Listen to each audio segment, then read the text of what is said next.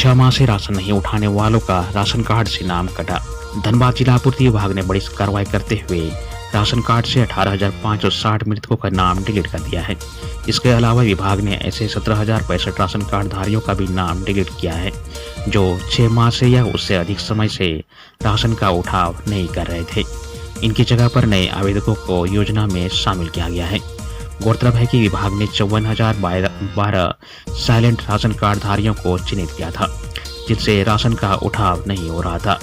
बाकी ration card को delete करने की प्रक्रिया जारी है। वंदे भारत व टाटा कुर्ला ट्रेन पर हुई पथराव। चाईबासा के पास वंदे भारत व गालुड़ी आसनबानी रेल लाइन के बीच शुक्रवार को टाटा कुर्ला एक्सप्रेस को निशाना बनाया गया। जानकारी के अनुसार शुक्रवार को टाटानगर बहरमपुर वंदे भारत ट्रेन पर अज्ञात लोगों ने चाईबासा स्टेशन के पास पथराव किया है। इससे E1 बोगी का कांच टूट गया है। इस घटना की जांच चाईबासा आरपीएफ द्वारा की गई है। आरपीएफ संदिग्ध लोगों की पहचान की जा रही है। इधर रेलवे के खड़गपुर डिवीजन अंतर्गत गालुड़ी आसनबानी रेल लाइन के बीच शुक्रवार को टाटा कुर्ला एक्सप्रेस ट्रेन पर पथराव किया गया। बताया जाता है कि टाटानगर से खुलकर यह ट्रेन गंतव्य की ओर जा रही थी। इसी बीच अज्ञात व्यक्ति ने ट्रेन पर पथराव किया जिससे बोगी संख्या B4 का शीशा टूट गया। इससे किसी को चोट नहीं लगी है। घटना की सूचना घाटशिला आरपीएफ को दी गई जिसके बाद से मामले की जांच की जा रही है। मुख्यमंत्री हेमंत सोरेन रामदास सोरेन के श्राद्ध भोज में हुए शामिल। दिवंगत पूर्व शिक्षा मंत्री रामदास सोरेन के श्राद्ध भोज में शुक्रवार को लोगों का महाजुटान हुआ। इसमें कोल्हान समेत राज्य के विभिन्न जिलों से लोगों ने शिरकत की। इसमें आमजन से लेकर गणमान्य तक शामिल हुए। राज्य के राज्यपाल संतोष गंगवार, मुख्यमंत्री हेमंत सोरेन, विधानसभा अध्यक्ष रविंद्र महतो व विभिन्न दलों के राजनेताओं ने दिवंगत पूर्व मंत्री को श्रद्धांजलि अर्पित की। इस दौरान मुख्यमंत्री हेमंत सोरेन ने कहा कि पूर्व मंत्री रामदास सोरेन संगठन के मजबूत स्तंभ थे। उन्होंने झारखंड के आदिवासी समाज, शोषित वंचित लोगों की भलाई और राज्य की राजनीति में महत्वपूर्ण भूमिका निभाई। उनके जन सेवा के कार्य लोगों को हमेशा प्रेरित करते रहेंगे। उनकी कमी को कभी पूरा नहीं किया जा सकता। अल्पसंख्यक मंत्री हफीजुल हसन को एयर एम्बुलेंस से भेजा गया दिल्ली। राज्य के अल्पसंख्यक कल्याण मंत्री हफीजुल हसन को एयर एम्बुलेंस से शुक्रवार की सुबह दिल्ली भेजा गया। उन्हें डॉक्टरों की सलाह पर दिल्ली के मेदांता अस्पताल में भर्ती कराया गया है। गुरुवार को तबीयत बिगड़ने पर उन्हें रांची के पारस अस्पताल में भर्ती कराया गया था। उस वक्त उनका ब्लड प्रेशर काफी लो था और पल्स रेट भी सामान्य से काफी नीचे चला गया। गंभीर स्थिति देखकर डॉक्टरों ने उन्हें बेहतर इलाज के लिए दिल्ली रेफर करने की सलाह दी। उनके साथ उनके बेटे, भाई और निजी सचिव भी दिल्ली गए हुए हैं। ज्ञात हो कि कुछ दिन पूर्व मंत्री हफीजुल हसन की सफल बाईपास सर्जरी हुई थी, लेकिन फिर से तबीयत बिगड़ने के कारण उनकी स्थिति चिंताजनक बनी हुई है। रांची के कांके रोड में स्कूल जा रही स्कूटी सवार मां व बेटी को तेज रफ्तार वाहन ने रौंदा। रांची के कांके रोड में सीमेंट कंक्रीट मिक्सर लदे वाहन ने स्कूटी पर सवार मां और बेटी को रौंद डाला। यह हादसा सुबह करीब 7:15 बजे कांके रोड स्थित जोड़ा पुल तिग्गा पेट्रोल पंप के सामने हुआ। हादसे में 3 वर्षीय बच्ची इशिका लकड़ा और 36 वर्षीय मृतका रश्मि कच्छप के पति सोहिल लकड़ा BSF जवान हैं। फिलहाल वह ट्रेनिंग में दक्षिण अफ्रीका में पदस्थापित है। रिम्स में पोस्टमार्टम के बाद मां बेटी के शवों को रिम्पास की मोर्चरी में रखा गया है। मृतका के पति सोहिल लकड़ा के आने पर अंतिम संस्कार किया जाएगा। सड़क हादसे के बाद आक्रोशित लोगों ने सुबह 8 बजे से 10:30 बजे तक 2.5 घंटे सड़क जाम रखी। इसके बाद में रिम्पास निदेशक डॉक्टर अमोल रंजन सिंह, कांके विधायक सुरेश बैठा, CO अमित भगत और थाना प्रभारी प्रकाश रजक के समझाने पर दिन के 10:30 बजे जाम हटाया गया। रिम्पास निदेशक ने परिवार के एक सदस्य को रिम्पास में सरकारी प्रावधानों के तहत कार्य व सरकारी मुआवजा देने का आश्वासन दिया है। आदिवासी जमीन की खरीदारी मामले में पूर्व मंत्री एनोज सिक्का समेत 10 दोषी करार।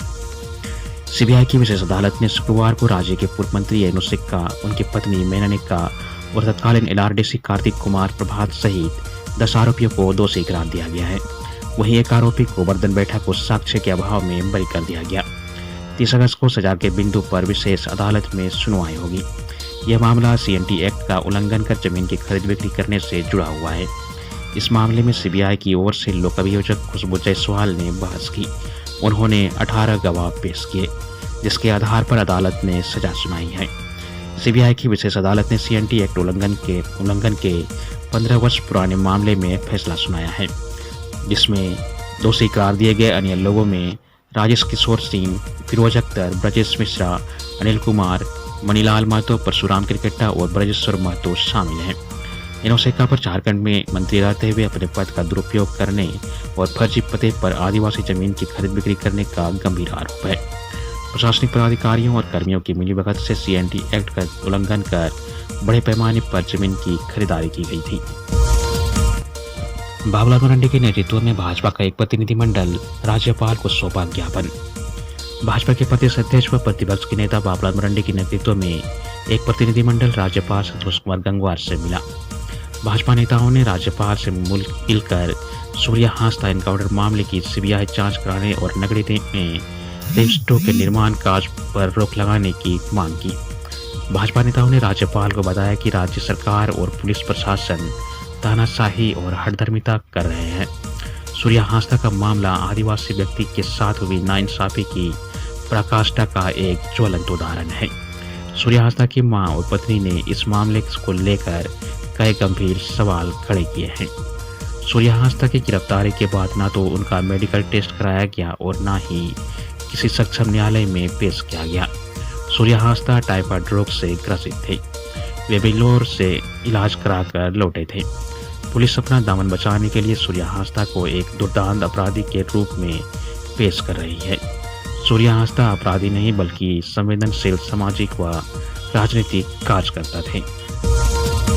जमशेदपुर के भुइयांडीह में चोरी के संदेह में लोगों ने पीटा, अस्पताल में दौड़ा दम। जमशेदपुर के भुइयांडीह छायानगर में गुरुवार की देर रात मोहल्ले के लोगों ने स्थानीय राहुल भुइया नामक युवक की लाठी डंडा व लोहे की रॉड से पिटाई कर दी। घायल अवस्था में परिजन उसे एमजीएम अस्पताल लेकर गए, जहां डॉक्टर ने जांच के बाद उसे मृत घोषित कर दिया। राहुल की मौत पर परिजनों ने हमलावरों के खिलाफ कार्रवाई की मांग को लेकर अस्पताल में हंगामा किया। परिजनों के अनुसार राहुल भुइया गुरुवार की देर रात घर से शौच करने के लिए निकला था। इसी दौरान कुछ युवकों ने लाठी डंडा और लोहे की रॉड से उसकी पिटाई कर दी, जिससे उसकी मौत हो गई। इस मामले में मृतक की पत्नी छाया भुइया के बयान पर सीताराम डेरा थाना में शुभम शर्मा, सूरज कुमार, संतोष कुमार समेत 2 अन्य के खिलाफ हत्या का केस दर्ज कराया है। पुलिस ने तीनों आरोपियों को गिरफ्तार कर लिया है। उनकी निशानदेही पर पिटाई में प्रयुक्त लोहे की रॉड व डंडा भी बरामद कर ली है। जेसीईबी ने बीएड, एमएड व बीपीएड प्रवेश परीक्षा का संशोधित रिजल्ट किया जारी। झारखंड संयुक्त प्रवेश प्रतियोगिता परीक्षा ने बीएड, एमएड व बीपीएड प्रवेश परीक्षा 2025 का संशोधित रिजल्ट जारी कर दिया है। बीएड परीक्षा में अजीत कुमार पंडित को प्रथम, अंकित अग्रवाल को द्वितीय व रणधीर कुमार मेहता को तृतीय स्थान प्राप्त हुआ है। संशोधित रिजल्ट में 45,084 अभ्यर्थियों का नाम शामिल है। वहीं एमएड में कोमल कुमारी सोनी को पहला स्थान मिला है। सुचित्रा दास व ओम कुमार को क्रमशः द्वितीय व तृतीय स्थान प्राप्त हुआ है। इस रिजल्ट में कुल 608 अभ्यर्थी शामिल हैं। वहीं बीपीएड के रिजल्ट में अनिमेश रोनाल्ड कुजूर, श्वेता कुमारी द्वितीय व विपिन तिवारी महतो तृतीय स्थान पर रही। 487 अभ्यर्थियों का नाम परीक्षा फल की सूची में शामिल है। उल्लेखनीय है कि पार्षद ने 7 जुलाई को बीएड, एमएड व बीपीएड प्रवेश परीक्षा 2025 के प्रकाशित रिजल्ट को रद्द कर दिया था। आदिवासी सरना धर्म कोड लागू करने की मांग को लेकर आदिवासी संघर्ष मोर्चा ने किया प्रदर्शन। झारखंड आदिवासी संघर्ष मोर्चा ने मांगों को लेकर राजभवन के समक्ष प्रदर्शन किया।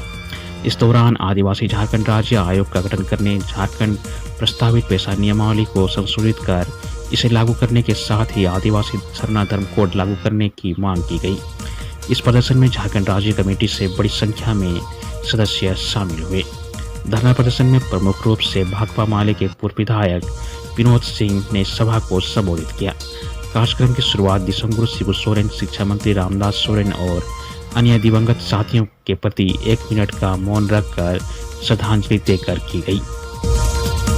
राज्य के जल संसाधन विभाग के प्रधान सचिव सहित 4 अधिकारियों पर लगाया जुर्माना। झारखंड हाईकोर्ट के जस्टिस संजय कुमार द्विवेदी की अदालत ने आदेशपाल से तृतीय वर्ग के पद पर कराए गए कार्य से संबंधित वेतन भुगतान को लेकर दायर अवमानना याचिका पर सुनवाई करते हुए कड़ी नाराजगी जताई। मामले की सुनवाई के दौरान प्रार्थी का पक्ष सुनने के बाद अदालत ने कहा कि वह इस बात से संतुष्ट हैं कि जल संसाधन विभाग के अधिकारियों ने आदेश की जानबूझकर अवमानना की है। सुप्रीम कोर्ट के 19 मार्च 2025 के आदेश का 4 सप्ताह के अंदर पालन नहीं किया गया और मामले में लगातार टाल-मटोल किया जाता रहा है। अदालत में प्रधान सचिव द्वारा अंडरटेकिंग देने के बाद भी प्रार्थी लखन प्रसाद यादव को तृतीय वर्ग में काम किए गए काम का वेतन भुगतान नहीं किया गया है। अदालत ने इसे गंभीर मामला मानते हुए जल संसाधन विभाग के प्रधान सचिव प्रशांत कुमार, मुख्य अभियंता जमील अख्तर, अधीक्षण अभियंता संजीव कुमार और कार्यपालक अभियंता रंजीत कुजूर पर 25,000 रुपये का जुर्माना लगाया है।